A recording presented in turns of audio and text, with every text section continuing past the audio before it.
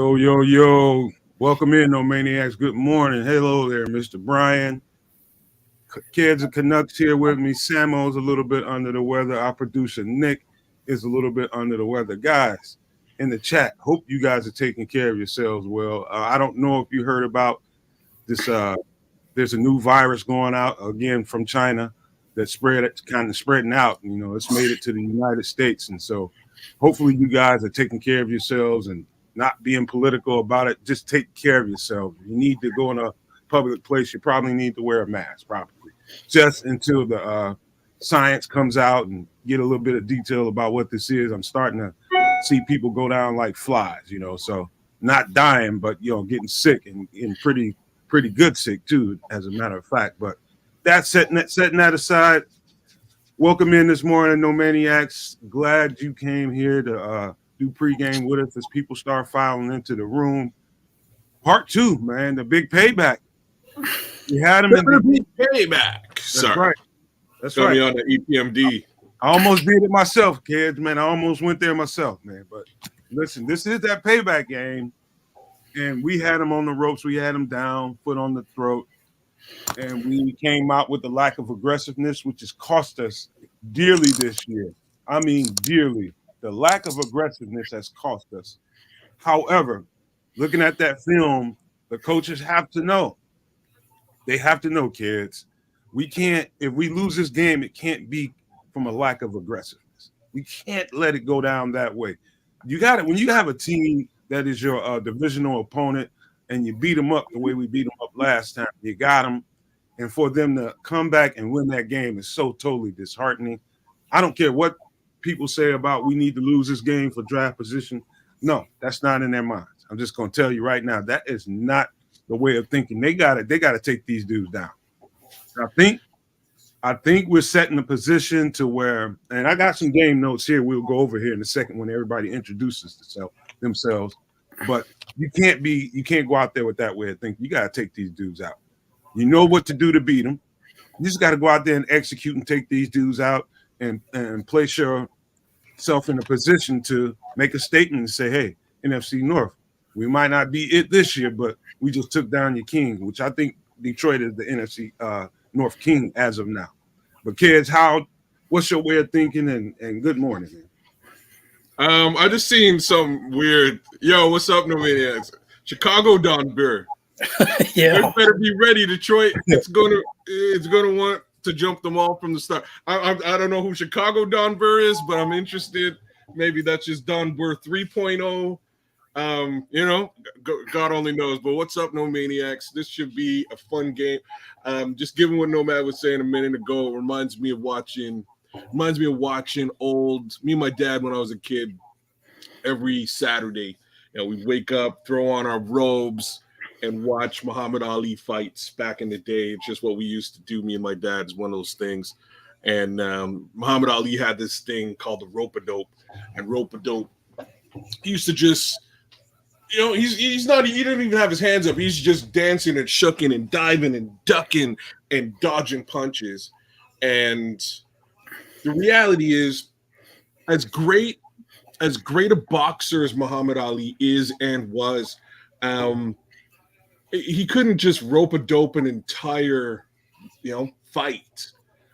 And that's kind of what we saw at the, you know, for the second half of this Detroit game. And we've seen it a couple of times in other games too, where they just feel that, hey, you know what? We're in the lead, so we're going to be safe and just sort of, you know, play safety ball for the rest of the game. Nah, this is your divisional rival. Don Burr's come to represent our divisional rivals. It's time for you guys to lay a little bit of a smackdown, to quote The Rock tonight. Put it down and don't let your foot off the gas. I said it last time. The game, this matchup, the talent is just about even, Steven. And in fact, with us raising the bar defensively, I kind of feel that the talent might be leaning a little bit more heavily towards the Bears in this game. And I thought so during the last game, which led me to the conclusion that this is all going to come down to coaching. So one more time, let's see these two guys who are now starting, I'd like to think, to feel that, that flame underneath that seed a little bit. Let's see these two guys really put pen to paper and put together a game plan that actually leaves these lines a little bit reeling. That's what I want to see today. It's 100%ly possible. Probable? I don't know. Mr. Brian, what do you got to say? Hey, good morning, all. To Armando, man, take care of yourself, guy. I didn't realize you had that kind of health issues. Anyway, good morning, no maniacs. What was the health issue? Hey, well, when we was talking about that virus, he said something about had to have heart surgery. Oh wow, man! Get better, Junior. Yeah. It affects some people. I need you to stick around to tease with. Yeah. Anyway, getting back to what both these gentlemen said, for lack of a better word, they need to keep their foot on the Detroit's throat. Yes, sir. Both Flus and Getsy seem to be, number one, to me, it's like they don't trust each other or the players, and that's what's causing them the coach scare. You can't have that today. I know a lot of people are, Justin's audition and all like that. No, this is the coaching staff audition. We know Justin can play. They haven't showed us that they can coach a full 60-minute game. And the idea of 2 years and you had won 2 in a row, that crap needs to end today too. I don't know what the weather is there, here. And like I said, I'm 200 miles away. It's been raining. It's crappy, windy. If you wasn't depressed, if you looked outside, you would be. They're going to have to run the ball. I'm not worried about Justin getting 300 yards today. Ball security and good game planning is my concern, which that puts the infants on Getsy, which he hadn't showed. I know I give the guy a lot of crap, and I don't mean to be mean, and I don't want to see anybody lose their job, but he just has shown to me that this is over his head, and he hadn't been able to be up to task. I hear you. Welcome in, Trips. I ain't seen you in a while, man. What's up, brother? Hey, Trip. Yes, Trip. Hey, man. Let's get to because I'm gonna get in the weeds here in a minute, man. Somebody, Nick, if you can get that star comment back up there, I'm gonna answer that before I get going, if you don't mind. Arturo Arnold says, "What's up, man? Can you please comment on the narrative that Getsy is running a Shanahan system? ? I think he's running the plays that Aaron Rodgers like to the chagrin of the floor." Hey, man, Arturo, I don't know if you've been with us all season, but man, oh man, have we covered the hell out of that. Running plays for that Aaron Rodgers to his skill set. The plays that Getsy's calling is a skill set that Aaron Rodgers has with the quick release, all the screens. He makes that stuff work because of his release. Justin has an elongated release, and it doesn't quite fit him. I mean, that split second of the time that Justin raises his arm and throws versus the quick kind of slingshot delivery that Aaron Rodgers has. People don't know that makes a huge difference. It makes a huge difference. The time that the defense had to react versus when the ball carrier gets the ball in his hands and the other guys can set up the block. It's a huge difference. And yes, he has not come away from that style of game planning. Pretty much the only time I seen him not do that was the Washington game and the Denver game. Those were Justin's best looking games this year. And those are the games where he went vertical and not horizontal. So Arturo, man, thank you for coming here. Glad to see you here. But oh my goodness, have we beat that dead horse to death? I've been saying it all year, and so the rest of these guys. We've been talking about that forever. But I'll touch it a little bit, but not too much, so we can move on. But that was actually kind of my worry when Getsy was the guy that they chose. And my question was, was Luke Getsy really the guy over there making things happen? Hell no. You know what I mean? Or was it the guy that we know is probably one of the best quarterbacks of all time, like historically. Yeah, nobody was coaching that man while Who's coaching it? You fired the OC who I hated. Perfect. Now I can do what I want to do. Just hire this guy. He's the wide receivers coach. I like him. Just put him into that role, and we'll just do what I need to do. And like you guys have heard this man talk. You know what kind of ego he has. I just don't see him sitting around and taking orders or listening to, for the most part, some guy they just promoted. I just don't see that happening, which again leads me to, was Luke Getsy the guy, quote unquote, in Green Bay? Now, I will say something else here, and that is, Green Bay did run a fair, maybe even an excessive amount of screenplays, if you really think about it and look back. So again, hey, maybe Luke Getsy was the guy, or maybe that was something that he knew that Aaron Rodgers liked, and it worked for them in that capacity. But I'm just going to step away from this now and say I'm not sure if I care. You got you got a job to do, bro. You got a job. You're hired to do a job. Do the damn job. Scheme some stuff up, and then scheme again to have something else to do in the second half. It can't be the same. It can't be vanilla. And the upside here for us this week is the not so vanilla stuff seemed to work against Detroit the last time around. So I expect a good game. Hey, I'm a hold on, Brian. I'm gonna highlight J2K's comment. Yeah, he's saying Nomad exactly what I just said in Coach T's morning podcast. Getsy expects Fields to be Rodgers with the quick passing game under center. Mm-hmm. Which is unfair, and why Getsy isn't running more under center. This is the last thing I'm going to say about that before I let Brian go ahead and we move on with the show. I mean, you have to coach. That guy got that job because he's adjacent to power. There was nothing. He wasn't calling a play when he was in Green Bay.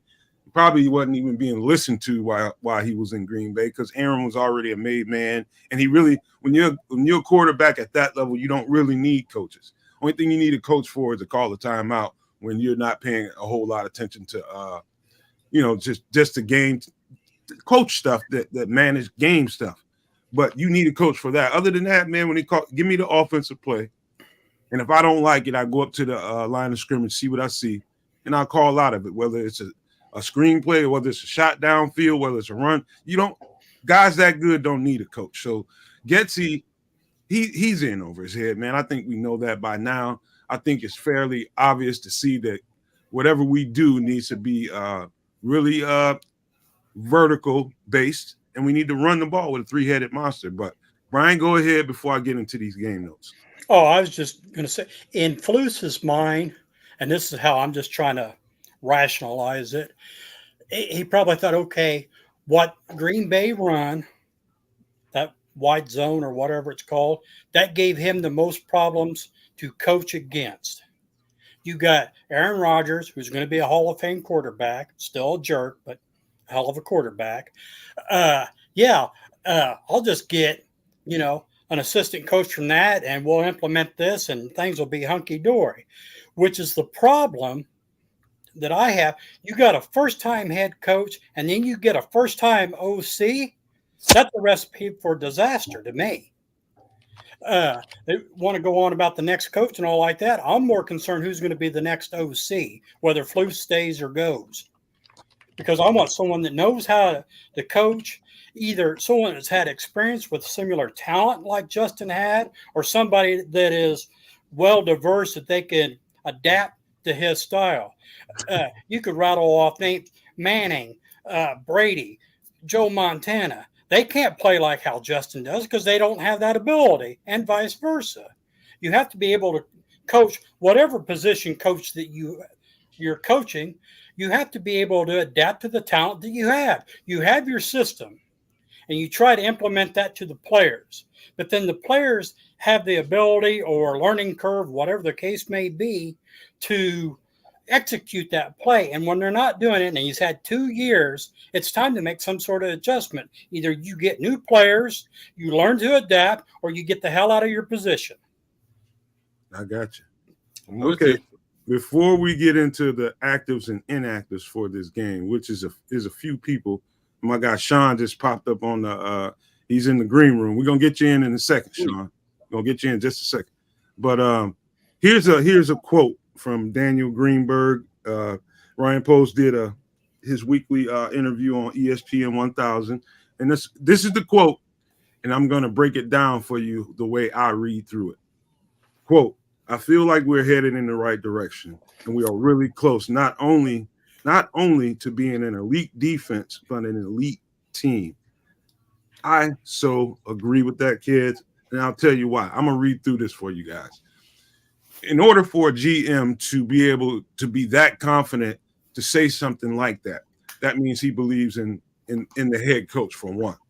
Two, you don't make a statement like that if you don't feel like you had the quarterback in place to give you that kind of confidence. Now it says to me that he sees the opportunity to put, particular positions together, whether it be center, another receiver or two, whatever that may be. That's what I'm reading through that, and that's what I'm seeing. The defense speaks for itself. The defense is definitely getting to where it needs to be. It's exactly what you would want it to be at this part in the year. The offense is suspect, and I think Ryan Poles is smarter than he's observing everything we're observing. He knows exactly what's going on. The body of work is there. It's about finding the right coordinator and getting him the right pieces. I think missing Chase Claypool is a bigger deal than we think. But I see you don't make a statement like that if you're not confident in the quarterback that you have. That's the way I read that. So we touched on this a little bit, me and you, just before we went live, and I look at it just a little bit differently. I know that Ryan Poles has hey, there's my guy. Ryan Poles has a whole bunch of money to spend in this offseason, and given what we did on Friday night, going through some of the potential offseason stuff, he's got a lot of money to spend. He can do the better part of building up this team before he even hits the draft. If he hits on an edge rusher and a safety and a center, we're in a very interesting situation moving forward. And I think he's confident about that situation. That being said, Brian, you want to touch on that, or can we get to my guy? I think he's happy in some ways, but at the same time, he don't strike me as someone that's going to throw anybody under the bus. So I'll just kind of take that as like coach speak. I hope he does have some confidence in the core that he's building. But I'm taking that compliment right now as a grain of salt, and welcome Super back. Hey guys, what's going on? How we doing? Let me introduce. That's Sean Sierra, was kind enough to join us from the stadium from Sports Zone Chicago. My brother right there. Appreciate you so much, man. Hey, did you hear the quote from Ryan Poles, and do you want to respond to that? Yeah, dude. We've talked, and I told you I think he's in. I think he's in on Justin Fields. I think he's, obviously he doesn't want to show his hand for more leverage in the draft. That's what I think. That's my opinion. You've seen what he's done. You see what he can do when he has talent. Look at what he did at Ohio State. And the biggest thing that I think is you take him out. He's a leader. That locker room is 100% Justin. All right? You take that leader out of there, you will decimate that locker room. Mm-hmm. That locker room will be in shambles because one of the things that hasn't been lost, and this is the thing that I think they're going to bring back, Eberflus. Eberflus hasn't lost that locker room. Okay? You've seen many people with 3 or 4, 5-game losing streaks, and all of a sudden people start talking and chirping to the media. It went 14 straight, and there is not a peep coming out of there. Everyone still had the united front. So yeah, I think he's in on Justin, and Justin just got to be more consistent. That's all. He's got to play better, and I hope he can today, starting today, and keep it up, and make it easy for people, to understand them keeping him, because people talk about, well, you got to pay him. No, you really don't. I mean, maybe payments with your option, but you can also you keep payments with your option, franchise tag him. You got him literally for 3 more years if you want, at a pretty reasonable rate. That last one being the biggest chunk. But you know what? I think he's in on Justin. I think he is. I think he's in on Justin. I think Eberflus stays. Getsy, on the other hand, he might probably be the patsy. Hey, Sean, I'm glad you mentioned that because, you know, I think Sean and Samo probably relate to the football aspect. Being a football player, you can't help but to think locker room. Being a football player, you think that kind of stuff first, and to do that and know how important it is to keep a locker room sewed up tight. And the fact that Eberflus has pulled this off, we've said this so many times on this show, it is no small feat. I mean, it's almost impossible with the record as bad as they've had since he's been here, for all the reasons they've been bad, to be able to keep the locker room sewed up tight. I mean, it is. I'm telling you guys, it's a great leadership trait to be able to do that, and I think that's what Ryan Poles is comfortable about. The fact that he's through all this turmoil has been able to keep it sewed up tight. You're not stinking it up, and I think that's why he feels. That's the one reason why he feels close and seeing the defense trending. But you guys know, and I know, man, you can't say a statement like that if you don't feel right about the quarterback. Is he a guy that can get you over the hump when the game is on the line? In tough situations, will he step up and not shy away from the moment? I see all that true in Justin Fields. I think he's a trooper. I know he's a trooper. Me and Kez were talking in the green room about how foolish it would be when you have another year with him and you don't really have to make a decision right now. Why the hell would you do that in the first place? And so, I didn't want to touch that. I didn't want to touch that. You know what not to do, Kez. You know what. I'll touch it a little bit. I'll touch it a little bit. So,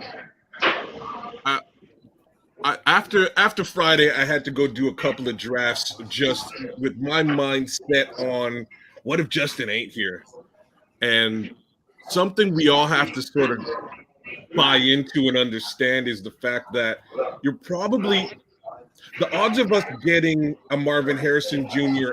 and a Caleb Williams / Drake May are about zero. So we can get one or the other, right? The other part of that is that by drafting a quarterback this year, we're probably sacrificing a first-round pick in a trade that we could make with this year's first-round pick for next year. So instead of bolstering the team for future, you're actually losing out a first-rounder down the road. So the way that I look at it is, if I'm Ryan Poles and I'm building a team over the course of the next few years, and that's my job, quarterback might not be the biggest fish for me to fry this time around. That fish could be cooked 2 years from now, or just like Sean was saying, 3 years from now, if we're talking about that franchise tag. If you cook that fish then, you've completely built a monster squad based on first rounders, second rounders, and thirds. We haven't. I don't even think we have much to the fourth and fifth round this year. You could literally package your entire draft in year 3 to get the quarterback, knowing that safety is covered, edge rushers covered, center's been taken care of, wide receivers now covered, et cetera, et cetera, et cetera. Timing is everything, they say. I'm not sure if this time is the smartest time to make a QB decision, and that's where I am with it. Hey, Brian, I'm gonna jump to Sean because he's standing up. One, number two, I don't know how long we got. Sean. I don't mind taking a back seat to the super back. I don't know how long we got, Sean, so we're gonna let him jump in. Hey, Keds, you know what? And that's the thing. Who says we have to take a quarterback this year? We still got another 25 pick. So if you build up and you give Justin Fields one more year, and you know what? And if he comes through, well, cool. Then you won't be able to give him his 5th year, but you can extend him at that particular point. That's what you want. When you give him another year, and we got other good quarterbacks coming out, and you don't need a generational talent at quarterback. Okay, you need a good quarterback, and there's some good ones coming out next year. And if you feel that, and I like your thing, man. Give me 5 or 6, 7 players, man. Draft picks, people coming over in a draft, including in a trade. Man, you imagine what we can get 2 players. See, here's my quick scenario. All right, AZ loses out. AZ needs to win 2 games, 1 game. All right, and Washington loses out, New England loses out, and then we're number 1, New England's number 2, Washington number 3. Well, Washington's going to want to jump up because they know we're going to get rid of that pick. They're going to want one of those quarterbacks, I believe. That's what we can get.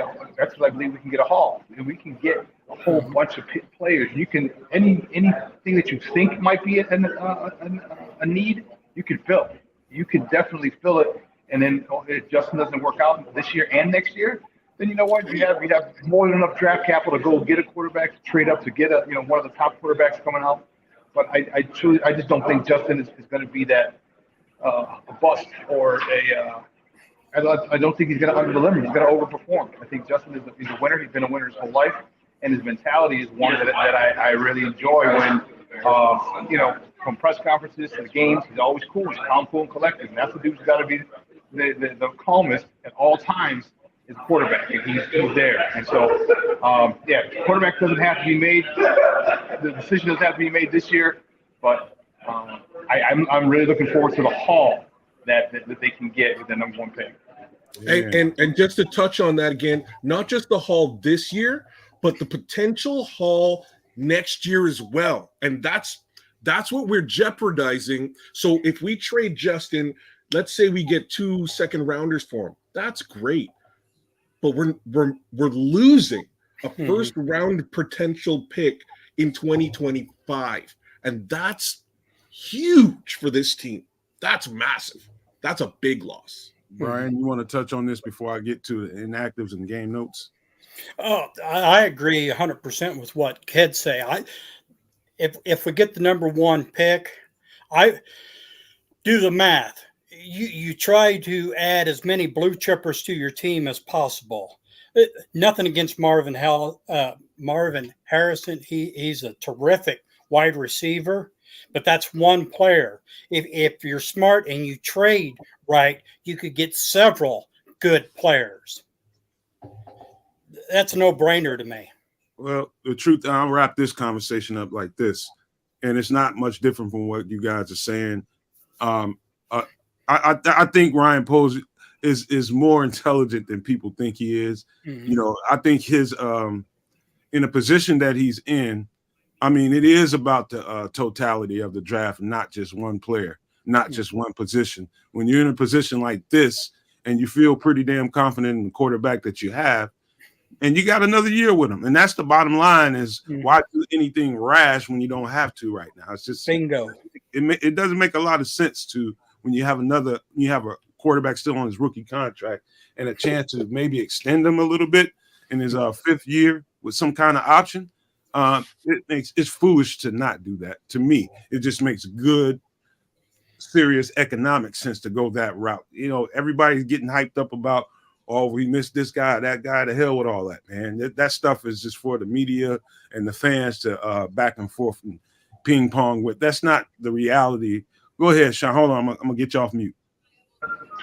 Also one of the things you could think about is that you may stack your roster.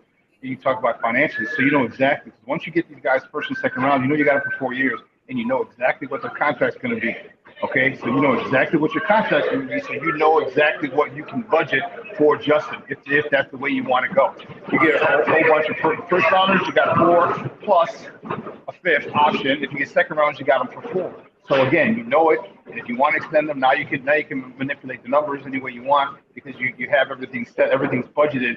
And then the last thing before I let you go, people were talking about Eberflus and this and that. Don't you think this conversation was had last year? Now, Eberflus is a defensive guy. Okay, we all know that. This is where he makes his living. This is where he's doing well this year. You don't think that Poles told him, hey, listen, I'm going to gut this defense. Here's the plan. All right? I'm going to take care of you on the back end. So just because there's going to be a lot of heat, a lot of, chatter, a lot of rumors, I got you on the back end because I have to take this thing all the way down. 14 games, like 10 in a row last year. You don't think that there has to be some type of give and take for Eberflus to be like, man, dude, really? You're getting rid of Roquan Smith. You're getting rid of, you just got rid of Khalil Mack the year before. We're not signing Keem Hicks. We're trading away Quint. You know what I mean? There's got to be some give and take here. I'm a defensive guy, and you want me to play, go to war without basically with semi-pro players? Like, come on, man. I think that a conversation was had, and I think in the back end, it's like, all right, don't worry about the heat, don't worry about the media, don't worry about anything else. I got you at least for 2025, and then we'll make a decision. Hey, Sean. hold on, Terry. Go Sean, ahead. if Go ahead. possible, before you get out of here, if possible, could you, because we won't do a show until 8 tonight. I don't know how long you'll be in there getting reports from the locker room. Is it possible that you can come back after you get some interviews with some players in the locker room tonight? Yeah. Okay, I'll send you the invite for the post game because we don't go on until 8 p.m. anyway. So All I'll right, get cool. you. But go All ahead, right, Ken. All right, fellas, I gotta run. I'm heading back in. Great talking to you. I'll see you guys later tonight. Take care, All right. Sean. Again, brother. My boy Sean C. That's my guy, Sean Sierra from Sports Zone Chicago, man. Always appreciate and love that guy, man. He came here and wanted to produce something for pregame, so I love that guy, man. Hey, Sean, I'll see you post game. I'll see you out there. All right. Gotcha. Take it easy, brother. Yeah, Sean hit on some he hit on some interesting stuff, which kind of leads me again back to Friday and the fact we fired Coach Eberflus. I'm starting to lean towards a situation where he's not gone. First reason is kind of what Sean said. I believe that there was probably some level of acknowledgement that must have happened near the Roquan Smith trade, either before or sometime after, because your GM's gutting the team right in front of you. It's clearly affecting your ability to win football games. And if he's going to have that conversation, being, dude, you're losing. The answer to that question is you fired you traded everybody. So there likely was some level of give and take, just like Sean is speculating. If that did happen, then us as fans doing the whole he's lost X amount of games thing might not be quite as reflective or respective of what he's been trying to do. Now, other things I hold against Flus, and I've done it before, I'll do it again here today, is just that whole CEO role for him hasn't panned out or worked out any, like, even remotely the way that he would have envisioned. But to keep the quarterback and move forward with building this team the way that it should be, 2 weeks ago I was like, fire this man.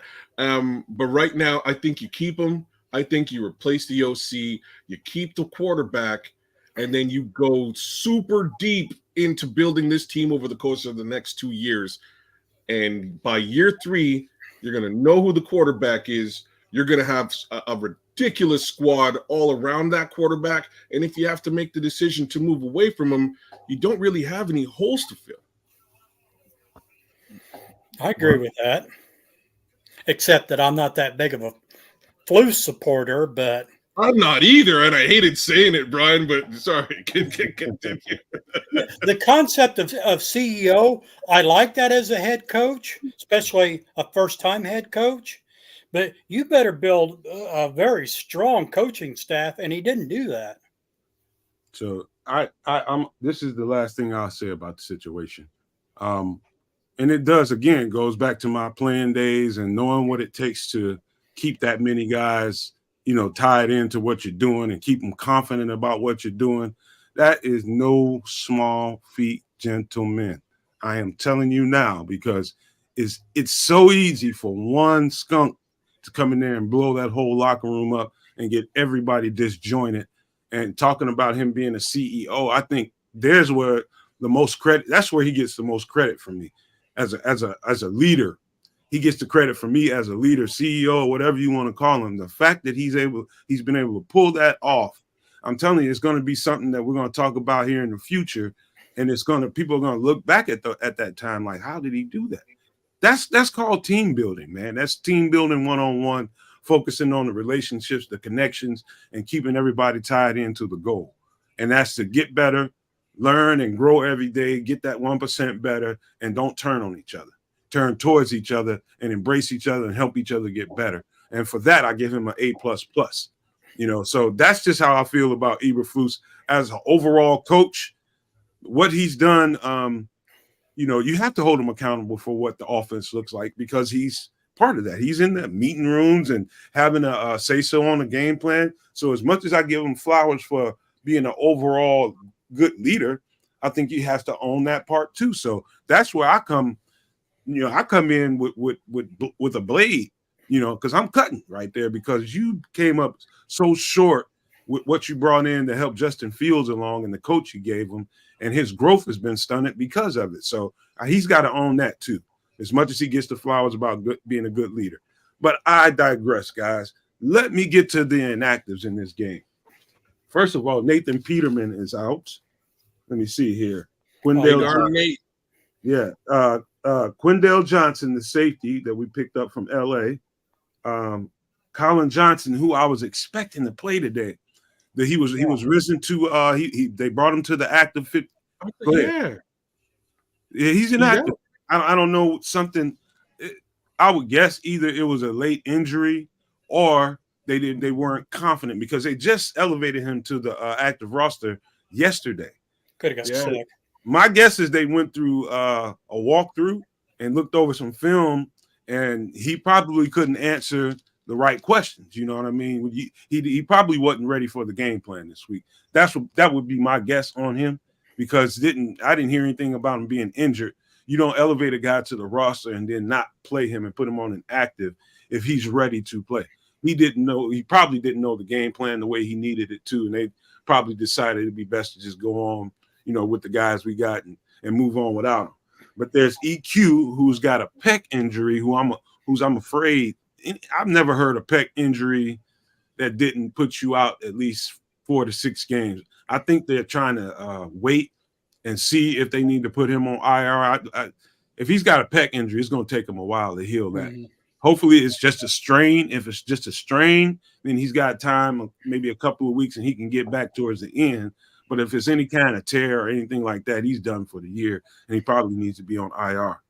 Jatiri Carter is out, and so is Dom Rob. You guys want to touch on any of that? Yes. So the names that I kind of expected to see and don't see are Velus Jones and Tyler Scott. I was under the impression both of them were hurt this week. I don't see them on the inactives list. You saw the other wide receiver that we brought up, Colin Johnson, is on the inactives list. I'm wondering if these guys get to see the field today, and I'm going to have to assume that they will. Go ahead. What's the injury for Carter, or is he just a healthy scratch? I have no idea. I don't know if I've seen detail about what's going on with him. I don't know if he's a healthy scratch. I don't know that he would healthy scratch Jatiri Carter. He's probably the second best guard on either side of the ball. Which is my point. I was wondering why they have him inactive and not Whitehair, because we know Whitehair. They're paying him $10 million, probably. Yeah. That's probably the gist of it. That's what I was just wondering. But yeah, Ked's brought up a good point about the 2 wide receivers, because at least Scott, I heard that he hamstring. I'm getting notes in the chat. Maybe they know something that I don't. I don't have the latest information. Apparently, Leo Factor 1 is saying Tyler Scott is inactive as well. Bayless is listed as ill per Plank. I don't know, man. Maybe I need to look on. I heard earlier in the week both of them were supposed to be out. I don't see them on the official inactives list.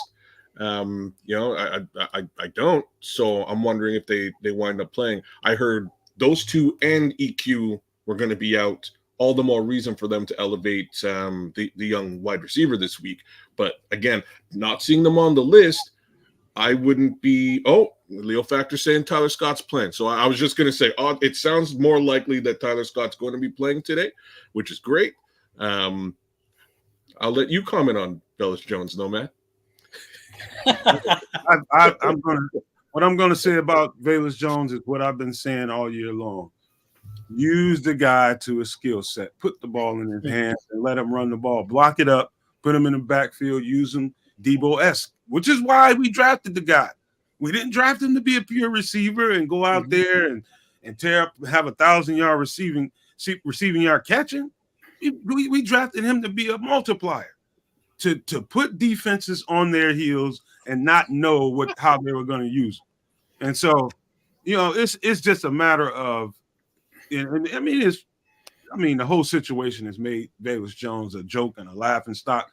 but I do still believe in that young man. I believe they've just misused him. And if today was to be any day that you can really use a guy like him, having good receivers down, you're blocking your best blocking receiver down, this would be a day to use him as a game changer and put him in position to get the ball in his hands and break a big play. And that's what it might take for us to win this game. So go ahead. It's just typical Bears logic, that square peg in a round hole, and it don't matter what position. It's I don't want to talk about ladies. That's too much ear candy for kids, man. And one of these days, I want Velus Jones on this show, so we're gonna leave Velus Jones the hell alone right now and keep moving. Here's my keys to the game, and I'm gonna take my time with this. Oh, J2K, I got his cook. Come on, man. I'm sorry, bro. It was a good one. Right. Aggressiveness, man. I think looking at the game last night, it was what I said at the beginning of the show. I think the coaching staff gets a little complacent and gets a little too, they start sitting on their hands and like, we got this game and let's just not lose it. Instead of, we got this game, let's go finish it. Let's go win it. You don't sit there and you don't sit there with a flat-footed quarterback that can't move and let him sit back there and dime you out and not give him the ample pressure that he deserves and get him off a platform. They just let the guy sit back there and dime us out and win this game. You have to attack him. Jared Goff is nothing when he has to move. If you watch that, I think, who was it that Dallas played last week? Who was it? Eagles? No. I think it was Seattle. Okay. I'm watching that game, and again, Dallas plays a 4-3 defense. What they did to close that game out, to finish that game out, they were pretty much in the almost the exact same position that the Bears were in with Detroit. So instead of sitting back there and playing a prevent style, defense back off and just tackle, they aggressively sent guys after him and didn't give Geno Smith the time to throw the ball. And they put the foot on the throat of the quarterback, and the game was over. That's how you have to treat Jared Goff. Geno Smith doesn't run very well, and Jared Goff is even worse. So that's what you have to do to him. You have to constantly attack him and get him off a platform and make him play into your hands. That's all you have to do. You beat Jared Goff. Yeah. The other thing to do, and I expect it today, is you take away the run game and force it into Jared Goff's hands so that you can accomplish exactly what Nomad is saying. And we were able to do that last time around, even with big, Demo over there. Bless your heart. Jahmyr Gibbs is a great addition to their team. We were able to keep them to respectable numbers last time around. We've been able to do that ever since Montez Sweat has joined the team. That aspect of our defense is really improved, and I expect to see more of that today. Hold that run game to a minimum, keep it to a minimum, and force that ball into Jared Goff's hands so he has to make decisions, keep him rattled. And we might see a couple more of them turnovers we saw last week. Maybe Jalen, bold prediction today, Jalen Johnson pick 6. Bold. Yeah, that's pretty bold. Go ahead, Brian. I agree with what both of you said. The only thing that I will add with stopping Detroit's running, judging by the background when Sean was on, it looks like it's windy there. I think the Bears, they need to establish the run. So my guy Triple R here also mentioned big decks. And what we didn't do so far, Nomad, to throw it back to you real quick, did you touch on Detroit's inactives yet? I didn't have time to go get it. I know Aleem McNeil. I'll run through it if you want. So we've got cornerback Stephen Gilmore, wide receiver Antoine Green, linebacker Charles Harris, cornerback Chase Lucas, linebacker Trevor Nowaski, probably butchering that last name, and good old center Frank Ragnow, who Don Burr's a big fan of. I know that as a fact. That center situation might make for a big day for big decks. And that's why I wanted to sort of put that out there and come back to what Triple R was throwing in the chat. I think Big Dex is going to have a big game today, and maybe a couple of sacks here on Mr. Goff. I kind of expect to see that happen. We'll see how well Penei Sewell holds up against Montez Sweat on the other side. But without Frank Ragnow, I think we're going to see a big game from Dexter. Big game. I most go ahead, Brian. Oh, I hope you're right, kids. I'd love to see Dexter get his first. Yeah, he hadn't had a sack yet, I don't think. Get his first sack, maybe 2. Yeah. He's came close a bunch of times. He's getting pressure. He's getting pressure, and he's hitting quarterbacks.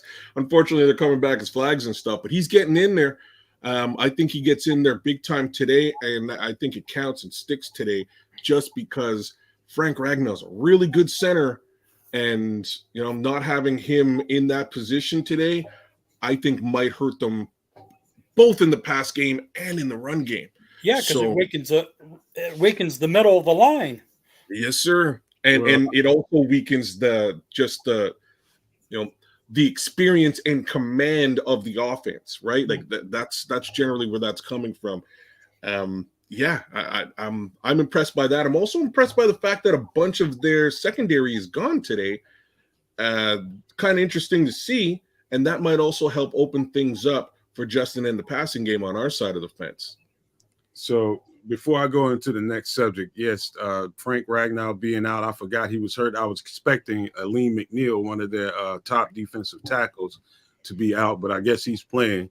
But he's probably playing a little nicked up. But I do think there's an opportunity to attack Detroit in the middle. Not only Javon Dexter, I expect to hear Andrew Billings' name early and often. Andrew Billings. I expect to hear a lot of Justin Jones today. Even if they put Zach Pickens in there, I think he can take advantage. But whether they're going to rotate those guys in and out, and they're going to move them in alignment up and down the line, whether sometimes you'll see Dexter play edge. You'll see him play 3-tech. You might see him line up over center. You'll see him in different positions to be able to, if they find a weakness, they're going to try to exploit it. And so that's going to be a chess game, I think, the whole game. And whether or not they run the ball effectively, I think it's going to probably be on the edges. They may attack on the edges without Frank Ragnow. So you can probably see a whole bunch of outside zone runs and toss sweeps. And here's what I think is after watching that game over, the Bears did so well collectively in limiting the run and keeping the ball underneath them in passing plays and attacking Jared Goff. So they were getting pressure, keeping the run to a minimum, and keeping the passing game kind of underneath them for the whole game. And that's frustrating for a defense. Here's what I expect, guys, and you can hold me accountable after the game. I expect Detroit to go in the trick bag today. And so what I mean by that, you see a reverse, a double reverse, a wide receiver pass, something like that. So the defense is going to need to maintain their honor the codes, maintain their keys, and stay home until the ball leaves the line of scrimmage. Stay back there with your guy, whether you're in zone or man. Stay back there until the ball goes across the line of scrimmage. Don't be in a rush to run up just because you see the flow of the play coming towards you. Wait, stay in coverage, because I think that's the way they feel like they probably can win this game. Come out the bag of tricks and see if we can fool them with a trick play and get an advantage. So that's just the way I see it by looking at the tape. They did a pretty good job of containing them, both run and pass, and then providing pressure. So logically, a team is going to want to try a trick play or two, see if you can get them off heel. I like that one. And I have a feeling whatever they pull out of their bag ain't gonna fly today. So let's see how that works for Detroit. I know Dan Campbell is crafty enough to come up with something, but I'm not so sure our defense is gonna let trickery fly today. I think we're in a really solid position, especially looking at that secondary situation right now. That's interesting to me. But yeah, man, guys. Like I said before, I think these two teams line up really well. I think the inactives on Detroit's side are a little bit egregious today for this game, and I think it's going to lead to a loss for Detroit. That's right. J2K, Yannick was out early in the week, and he trended up later towards the end of the week, and he practiced. Well, he was limited, but he practiced. He wasn't listed on the inactives, so I expect Yannick to play today. But go ahead, Brian. Since we're all in agreement about needing to stop Detroit's run, I would rather have Walker on the end than I would Yannick. I think he's better at stopping the run. That way you have both your ends that can stop the run and still get to the quarterback. And then you got the two walls with teeth with Billings and Dexter to stop anything up the middle, plus get a little bit of a rush from Dexter. To me, that would be the way to go. And you still got your backfield and defense. Secondary. Yeah, secondary. Thank you. And linebackers that could take care of any of the passes. So I think you hit the nail on the head there, though. If just given what both of you guys are saying, if Ragnar's gone, odds of them trying to run up the gut is a little bit lesser. Yes. So they're going to be looking to east-west coming around that corner. The way Montez Sweat sets that edge is kind of disgusting. The question is who's going to set the edge on the other side if that's really what the Detroit game plan is. And I think Walker might be that guy. That might be a good move to for Flus to look to play Walker a little bit more at the edge position today. Let me touch on what Leo just said there. We're going to put that back up. He said, I like Walker on the inside more at 3-tech and Billings at the nose. I do too, Leo, but here's the problem. If Yannick is a little bit gimpy today and not 100%, you're likely going to see Walker spell him on the edge more. So in a normal situation when everybody's healthy, you're right. I like to see Walker on the inside, but if Yannick's not the way he needs to be and it starts to show, you'll probably see him on the edge a whole lot more and a whole bunch more of number 94. I can't think of his name, Rasheem Green. And so who's been doing a really good job low key, man. I really like the way he's been playing, but we got to get you guys out of here in just a second. Here, one person said, J2K said the running backs. The three-headed monster is our advantage today. Mm-hmm. Three-headed monster.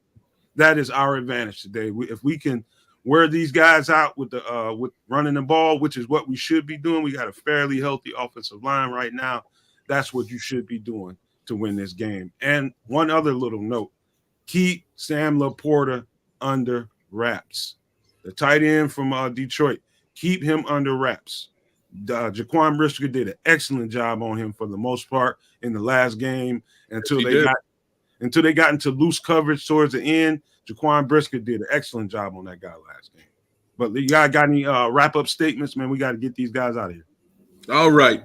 No Maniacs. Bear TF down, as my guy Triple R said earlier on. I think this is going to be a good one for us. I think it's going to be a fun game, win or lose. But I think it's going to. I think Bears positive today for sure. Looking at everything from an inactives perspective, I think we're in a great place to do some damage today. As I said earlier, it's going to come down to coaching. I will give the coaching advantage, as I did in the last game, to Detroit. But I would just like to hope that this coaching staff learned a couple of lessons from that last game. And if they did, I want to see it exacted on the field. I want to see, just like Brian said, keep that, keep your foot on the throat, keep your foot on the gas, keep it going. Keep it going. No time for safety ball today.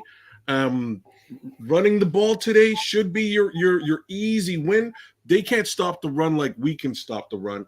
Plus, hate to say this, but probably have the better rushing quarterback in the league right now, which is another little wrinkle to that detail.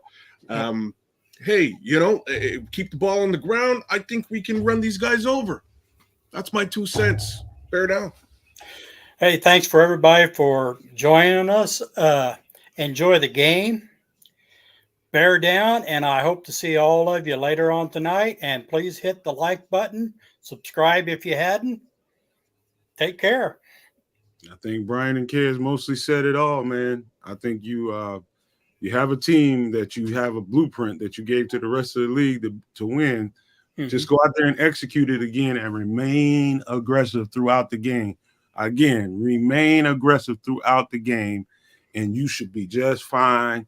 Everybody executes their game plans, man. We should win this game and get our revenge on Detroit. But that's my thoughts. That's Kiz's thoughts. That's Brian's thoughts for the game. Guys, join us for the post game at 8 p.m. Central on Nomad at night. And I look forward to seeing you guys there. And we're gonna be some happy fans. I think they need to make a statement today, and I believe they will. I think we get this win today by 7 to 10 points. So with that being said, guys, we got to get you guys out of here because it's about time for kickoff. And so you guys, I got to leave you with this before I get out of here. Love, peace, and hair grease, y'all. Peace, gang. Bears win. Bear down. Boom.